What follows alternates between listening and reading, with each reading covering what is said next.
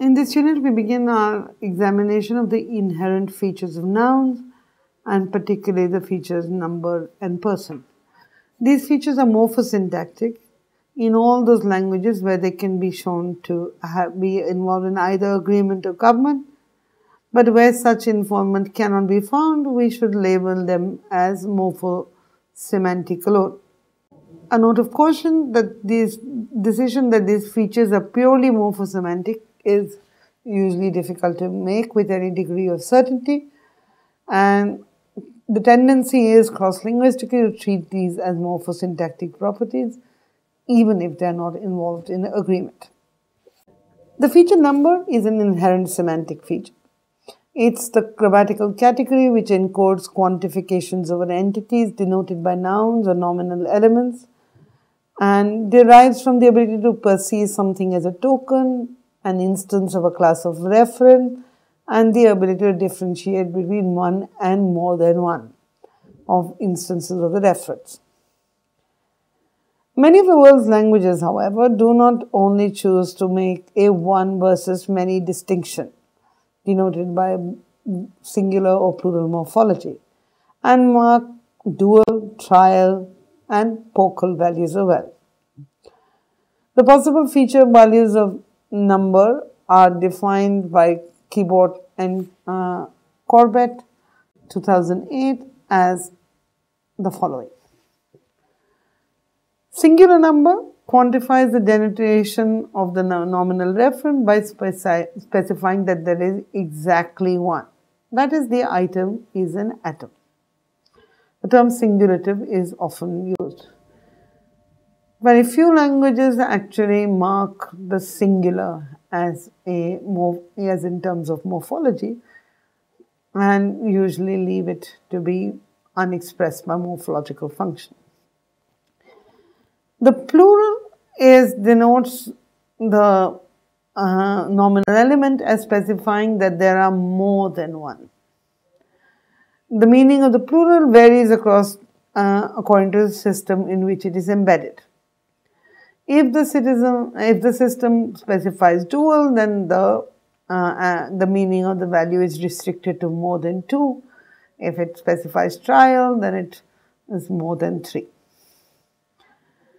The dual quantifies the denotation of the nominal as specifying there are exactly two. A standard example is that of Sanskrit, Purushas and Purushau, which is two men, which is dual, as opposed to Purushas, which is men plural. The dual is in this case used to refer to two entities. In many languages, this dual morpheme is restricted for pair-like items. So, pair of eyes, pair of hands, pair of ears, etc. In other languages, the dual cannot apply to things that form a natural pair. The trial, whose distribution is extremely restricted in the world of languages, says that there are exactly three. Typically, a trial system occurs only when there is a dual and a singular marking system as well as a plural. A language that expresses trial is Bislama, a Creole language, one of the official languages of Vanuatu. The vocal, an interesting number specification, really doesn't specify a number on the counting scale, but rather a small number of distinct real-world entities. So, a noun so marked by the vocal will refer to a few. The upper bound on the number of these entities denoted by the vocal, varies from language system to language system, while lower bound depends on whether there is a dual or a trial in the system. Obviously, in a language which has dual or trial, then it must be the number the vocal must refer to must be more than 3, but perhaps not exceeding 10 or any number that is specified. Arabic, Hopi and Walbiri also are some of the examples of language where have the vocal. In Arabic, the vocal is restricted to, the upper bound is restricted to less than 10 entities.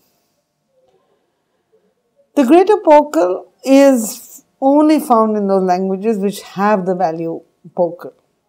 Its basic semantics is the same as the vocal, except that it specifies there is a small number of distinct entities which is greater than the number of entities expressed by the vocal. Sursurunga expresses this distinction, where the greater vocal marks pronouns as a minimum of 4. This means that in Susurunga, the vocal refers to less than 4 entities, a small number but less than 4. It's important to keep in mind that if a language does not have number morphology, it doesn't indicate that the language lacks the inherent feature of number. Many languages can have morphological exponents for some aspects of the opposition. For example, in Hindi or in English, only the plural is morphologically marked. And in the context of a numeral in a language like Hindi, plural morphology is often optional. So, you can say ladkiyan aayi, where you have a clear marking of the number morphology, both as an inherent feature and as a contextual feature. But you can, when you say teen ladki aayi, that's also okay, because in the context of a numeral, plural morphology is often enlightened. Another important feature in grammatical category is the feature person. Grammatical person marks the grammatical distinction between deictic reference to participants in an event. Typically, the distinction between speaker, the addressee, and others. So, first person, second person, and third person. It's an interesting category because the assignment of person changes from speech act to speech act. It is a selected, semantically determined inherent feature and is typically the definition of a language's set of personal pronouns. This feature can have the following values. The first person refers minimally to the speaker, but also to the speaker combined with the non-participants. For example, a single individual may utter the sentence, "we are leaving," in a perfectly felicitous way when it seems that she and some other non-participants in the discourse are leaving. First person can also be marked by what is called a clusivity distinction, whether the addressee is included in the reference to the pronoun. So a first person inclusive refers to the minimal set of the speaker and the addressee. Okay. For a language to have a first person inclusive, there has to be a first person exclusive form. A first person exclusive expresses the exclusion of the addressee. So first person exclusive refers minimally to the speaker. Typically, languages can have just do special morphology to mark the first person inclusive. The second person refers minimally to the addressee, but may also include the addressee and combine with other non-participants. Right? So you can say you are leaving and you are talking to one person, but there might be others included in there. The third person refers to the non-participants, that is, those who are other than the speaker and the addressee. Some languages may also make a distinction between non-participants in terms of their distance from the speaker. So third person proximate refers to one or more non-participants that are in some way closer to the speaker than the other non-participants. Third person obviative refers to those non-participants that are further removed from the speaker than other non-participants. A good example of languages that have a difference with distinction between inclusive and exclusive is a language like Santhali. Santhali pronominals, first person pronominals make a distinction between first person inclusive and exclusive in the dual and the plural numbers. This restriction to dual and plural is obvious because the first person does not singular cannot include any other member because it is just one. In Santhali, a first person inclusive pronoun identifies all reference containing a speaker and an addressee. A first person exclusive pronoun identifies all other reference as containing a speaker. Second person pronouns identify all other reference containing an addressee, and third person pronouns identify all other reference.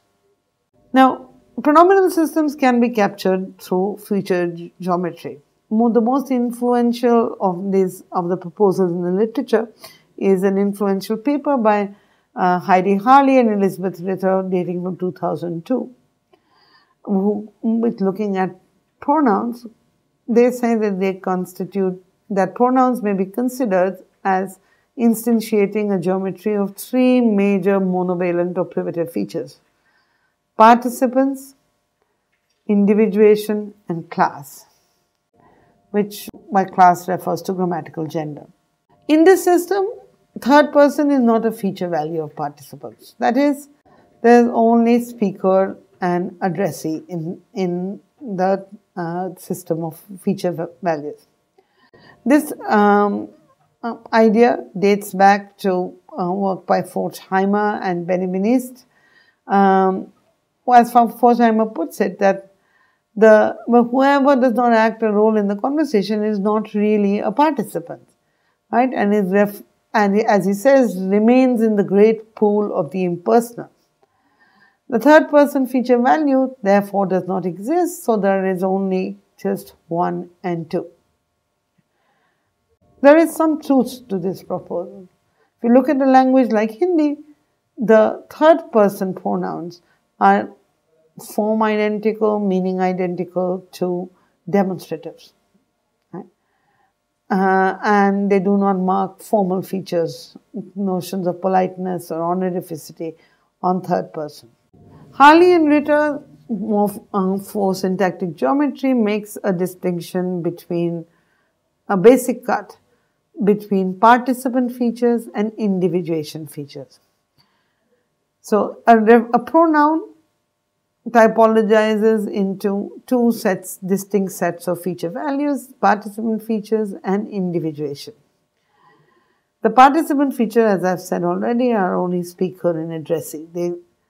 The individuation feature represents whether includes three parameters: whether the element is part of a group, whether it is minimal, and what class or grammatical gender it has. Okay. So the minimal value represents the singular entities, and the individuation feature in general represents number. The augmented feature captures the poker. By this geometry, a language which has the pronominal system of 3 persons and 3 numbers will have the geometries below, with the dual being the result of the simultaneous activation of both the group and minimal feature values. So, a singular will have the participant feature of speaker and the individuation feature of min. The plural will have the participant feature of first person plural, would have the participant feature of speaker and the individuation feature of group. A dual will have the participant feature of speaker and the individuation feature of min and group. The second person, on the other hand, will have the participant feature of addressee, and all the other number values, individuation related values will be the same.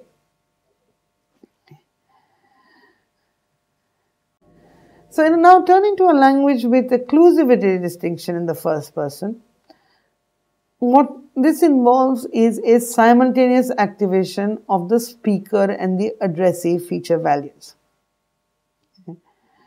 So in a language with a first person exclusive, that is going to be feature geometrically identical to a language with a regular first person pronoun.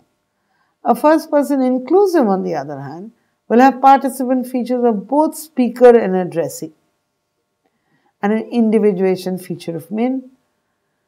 The first person inclusive plural will have the simultaneous activation of speaker and addressee features as the participant feature, and an individuation feature of group. So now let's try and build a binary feature geometry for Santali pronominals. Let's take the possible features values of the grammatical feature number to have two features, plus minus singular and plus minus augmented. Let us take the meaning of plus singular to denote an atom. Therefore, the value minus singular means not singular. Further, let's take the plus value of augmented to denote whatever property specified by the other feature that hold of x also hold of some proper subset of x. By contrast, minus augmenting guarantees that there is no such subset exists. Thus, when the feature minus augmented occurs with plus singular, the value of it will always be minus augmented. As given a set with a cardinality of 1, there exists no proper subset that is still plus singular. However, if the feature co-occurs with the feature minus singular, then it might be plus augmented or minus augmented, depending on the cardinality of the set involved. If that cardinality, for example, is say 100, then the feature will be plus augmented. But if it is 2, then the value will have to be minus augmented. As in this last case, there exists no proper subset of 2 that still has the property minus singular. So in order to capture the trial, the intuition we want to build on is that the trial involves a feature that co-varies only with non-augmented entities, distinguishing between them by the criterion of containing no atomic proper values. Let us call this feature plus minus group and state it to co-vary with the feature minus augmented. When applied to set of cardinality 1 or 2, this feature will always take the minus value, as there is no proper subset that is non-atomic. However, when applied to a set with cardinality of 3, it may take the plus value, as there exists at least one proper subset that has a cardinality of more than 1. By this system, singular, plural, dual, and trial can thus be defined as follows. A singular number feature value is encoded by the feature geometry, which is plus singular modified by a minus augmented minus group category. A dual is a minus singular entity modified by a minus augmented minus group property. A trial is a minus singular minus augmented plus group feature geometry. The plural is a minus singular plus augmented feature geometry. In the lesson, we look at how features can be added using the feature plus minus speaker and plus minus addressee. Which can be added to the feature geometries that we develop for number to be able to describe the Santali pronominal system. The phenomenon of clusivity can be found in the languages of the Indian subcontinent to varying degrees. Of the Indo-Aryan languages, only a few languages show clusivity, but even this cannot be reconstructed to Middle and Old Indo-Aryan, which just did not have these properties either in inflection or agreement. The languages that currently have these distinctions are Marathi, Gujarati, Marwari, Hadoti, and some Rajasthani dialects. For example, in Marathi, he is the first person exclusive pronoun, where apan is the inclusive. In Marwari, the first exclusive is me, and the first inclusive is apa. Masika argues that these appearance of clusivity distinctions are eerily induced and influenced, and they arise from contact with the Dravidian language family. In the Austroasiatic language family, this distinction in terms of clusivity is quite widespread. Besides Santali, which we study in detail in the unit, the distinction is found in the first person plural forms of all the languages and also in the languages that have the one person dual. As Osada 2004 suggests, that the clusivity distinction can be traced back to Proto-Munda. A large number of Tibetan Burman languages also mark clusivity. Lapola argues, however, that this feature cannot be traced or reconstructed back to Proto-Tibeto-Burman or mid-level groupings for any of the languages, perhaps excluding just the Kiranti-Rai group. In the modern languages, there seem to be 5 distinct strategies by which clusivity can mark. One, inclusivity can be marked by having the same dual plural marker but different pronouns. 2, having the same pronoun but different dual or plural markers. 3, just having completely different forms to mark the exclusive and the inclusive distinction.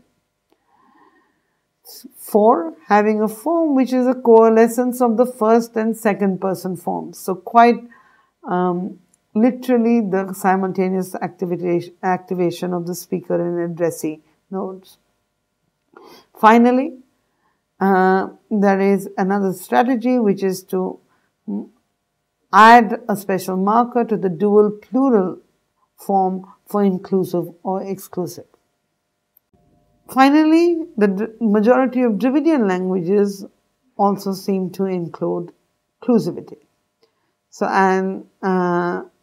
this distinction can be reconstructed to Proto-Tibeto-Dravidian.